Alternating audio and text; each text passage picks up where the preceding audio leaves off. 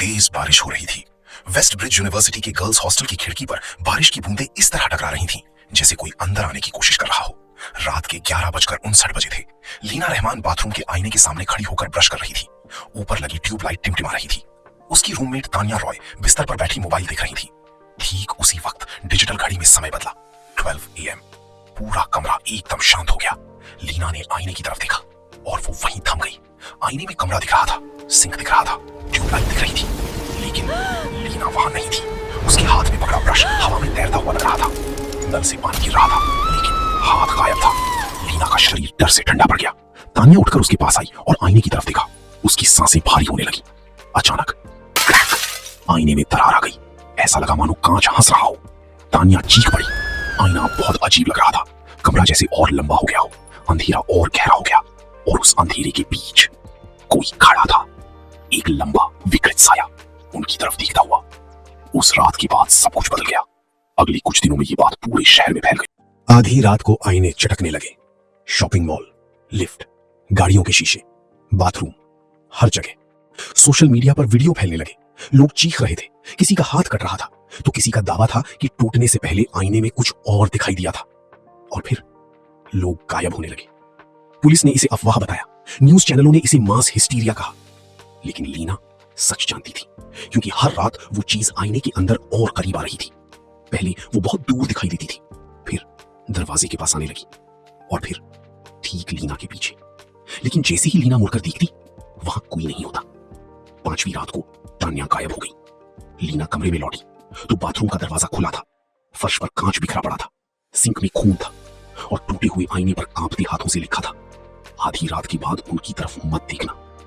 डर के बावजूद लीना रुकी नहीं। उसने आरिफ के साथ इंटरनेट पर खोजना शुरू किया। पुरानी रिपोर्ट्स, डार्क वेब फोरम्स, भूले हुए आर्काइव्स। आखिरकार उन्हें 1987 का एक पुराना केस मिला। एक मनोचिकित्सक डॉक्टर इलियास वर्न, उन्होंने दावा किया था कि आईने में दिखने वाला प्रतिबिंब असली नहीं होता। वो एक नकली वजूद है जो इंसानों की नकल करते करते एक दिन उनकी जगह लेना चाहता है, खासकर आधी रात के बाद। सबने उन्हें पागल समझा। फिर एक रात उन्होंने अपनी ही रिसर्च टीम की हत्या कर दी और अपनी आंखें निकाल ली। 2 दिन बाद अस्पताल आग में जलकर खाक हो गया। केस बंद कर दिया गया, लेकिन एक चीज कभी नहीं मिली, वो लाशें। रात के 11:30 बजे अचानक पूरे हॉस्टल की बिजली चली गई। पूरा भवन अंधेरे में डूब गया। फिर क्रैक, एक साथ चारों तरफ कांच टूटने की आवाजें गूंजने लगी। लोग चीख रहे थे, भाग रहे थे। लीना के पीछे कोई खड़ा था। उसकी गर्दन पर किसी की ठंडी सांसें महसूस हुई। धीरे धीरे उसने पास की खिड़की की तरफ देखा। बिजली की कड़क ने 1 सेकंड के लिए कांच को रोशन किया, और उसने देखा उसका अपना ही अक्स खिड़की के शीशे के अंदर खड़ा था, मुस्कुरा रहा था, जबकि लीना नहीं मुस्कुरा रही थी।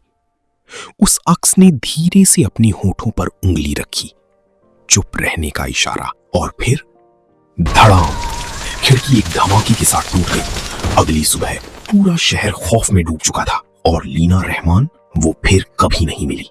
3 महीने बाद एक नई लड़की शहर में आई, यूनिवर्सिटी की फर्स्ट ईयर की छात्रा। रात के ठीक 12 बजे वो बाथरूम में खड़ी होकर ब्रश कर रही थी। अचानक वो आईने की तरफ देखकर जम गई, क्योंकि उसके पीछे एक और लड़की खड़ी दिखाई दे रही थी।